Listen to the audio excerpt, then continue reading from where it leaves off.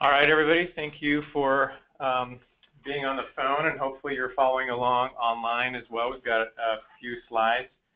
This should be relatively quick. We're just going to go through, do a few introductions, a little bit of an overview, and then we're really going to turn it back over to you to see if you have any questions.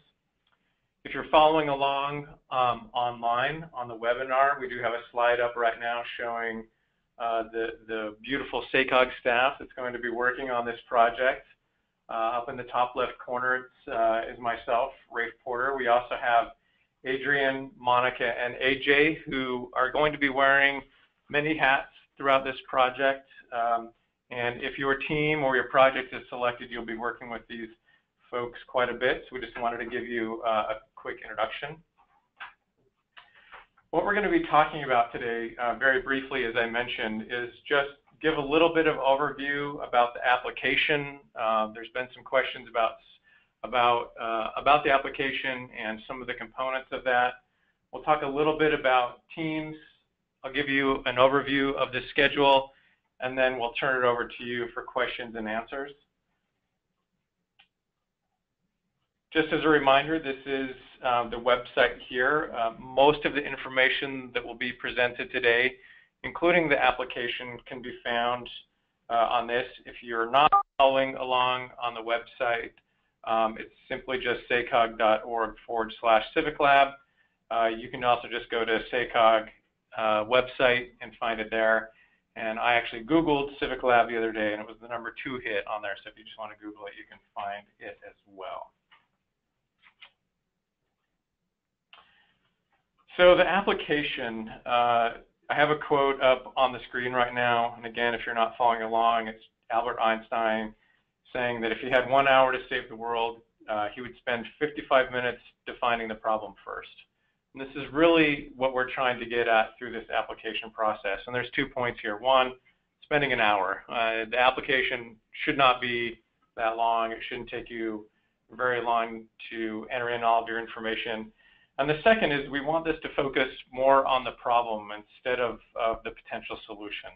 And that is the biggest part of the application, is that project description, which again is more about what are the issues that you're faced with around mobility, and hopefully how can Civic Lab help you figure that out and find that solution.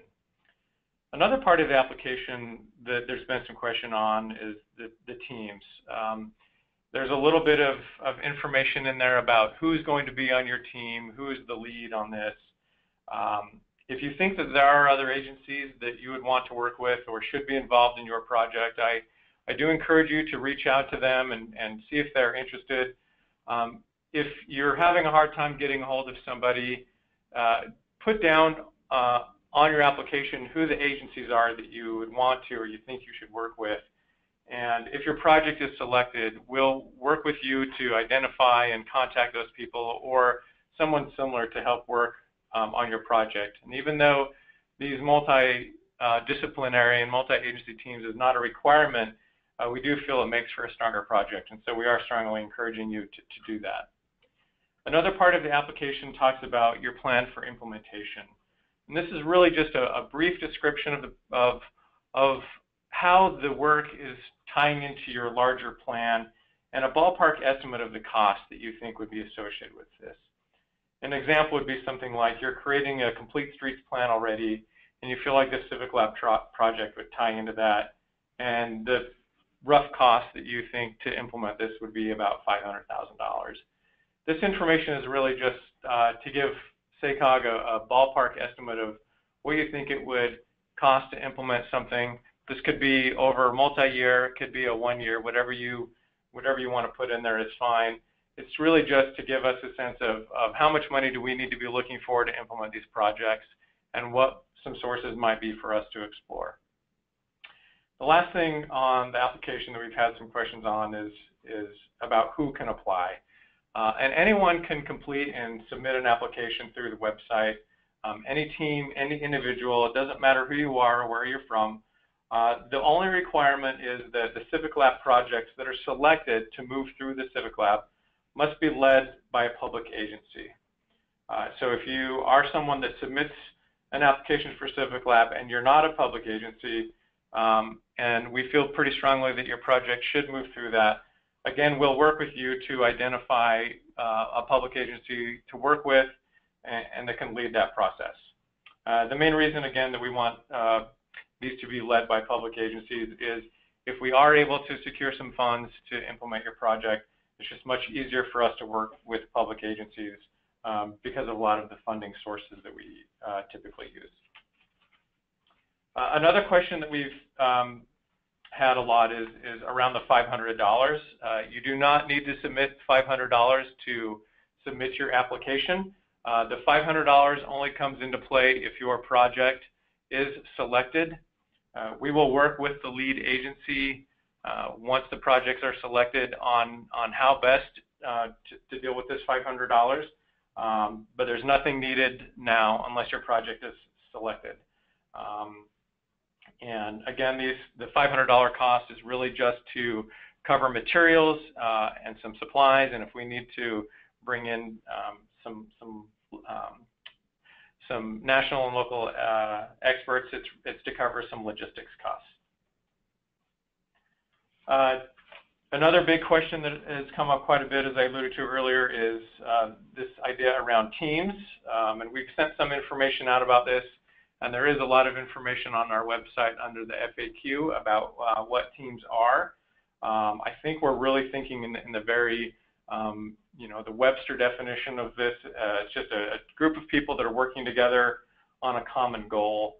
We're really hoping that teams will be multidisciplinary and cover multi-agencies. We think that it's just going to make for stronger teams. But again, it's not a requirement of Civic Lab. And again, the only requirement around teams is that if a project is selected, it needs to be led by a public agency.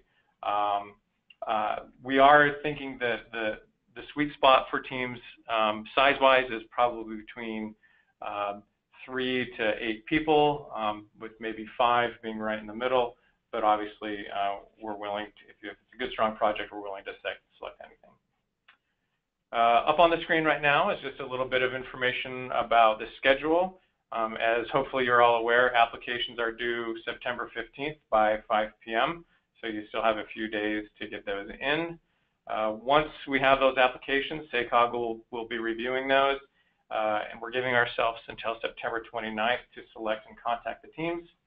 After that, it's another pretty quick turnaround. A few weeks after that, we're actually going to start the Civic Lab sessions. It's a full-day session on October 18th. And then the commitment we're looking for from the teams beyond that is to meet with SACOG staff and the people that we identify, the resources that we identify to help you through the process in your project, is to meet one full day each month through May of 2018. Up on the screen now is just my contact information. If you have any additional questions, you can reach me by email or phone. Also, if you have some project ideas that you want to bounce off me, I am encouraging you to get in touch. I'm happy to talk to you and give you some suggestions. And that is the end of what we wanted to talk about. So at this point, we want to turn it over to you and see if you have any questions. So I believe those questions can be typed into the chat box, and we'll get those and broadcast them to the full group.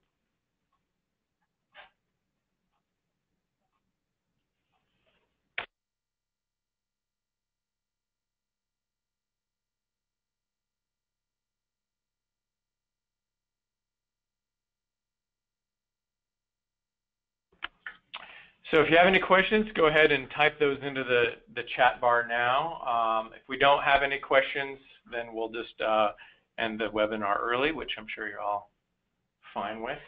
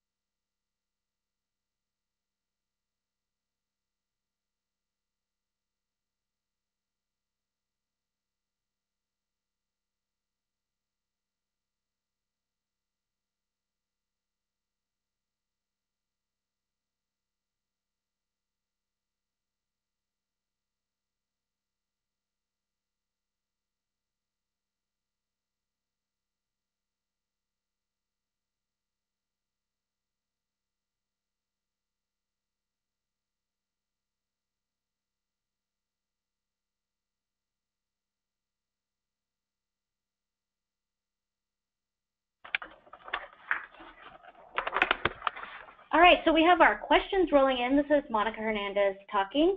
And first question, what types of supporting documents are you looking for in an application? Letters of support, adopted plans, strategic plans, strategies, etc. Great question.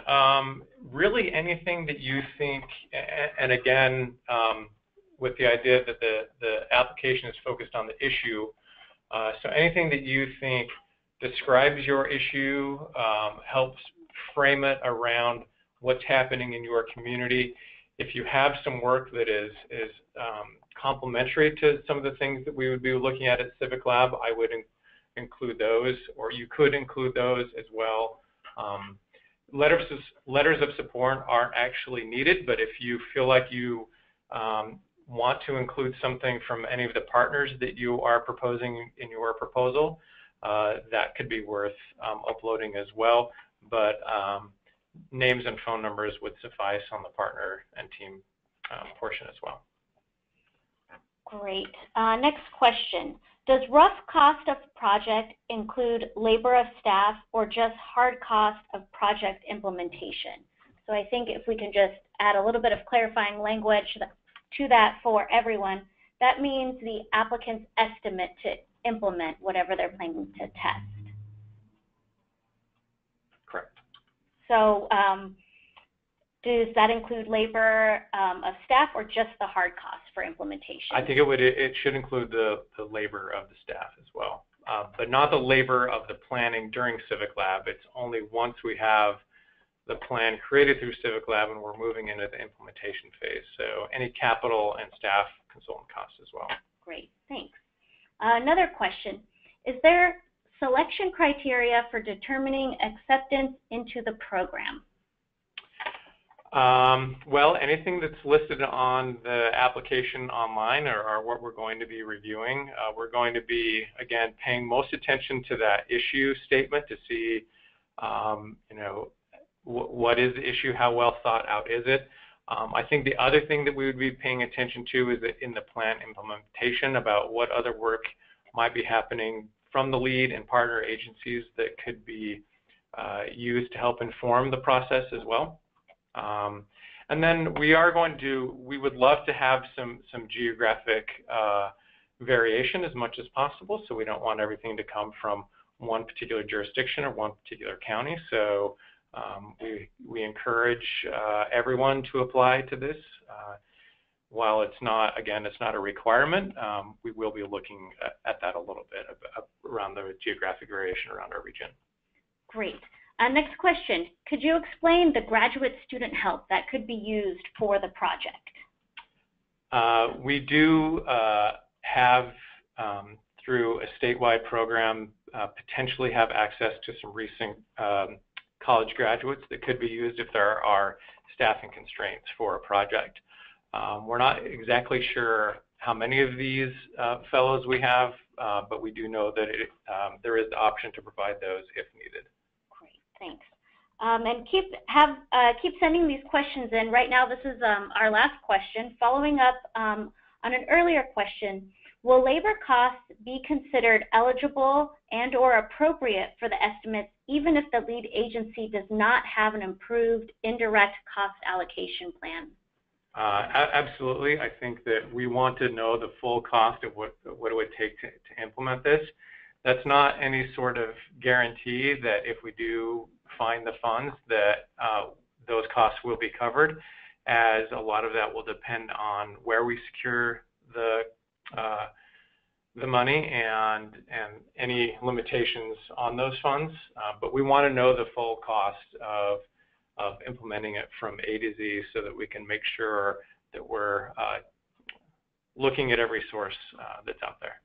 Great. And I think just to follow up, because we do have a diversity of interested stakeholders on the call, if an applicant only has the resources to commit to some partial participation in Civic Lab and they're not sure that they could even come up with the funding to implement, should they still apply?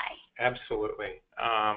Again, we will, work to identify partners and other stakeholders that could help out with this.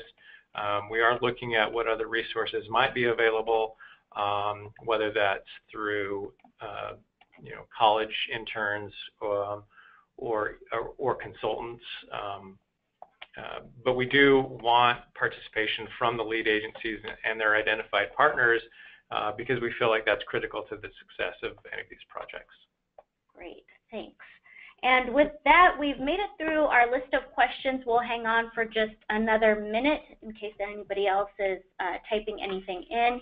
But as noted earlier, you can contact Rafe directly at rporter@sacog.org or at 916-340-6261.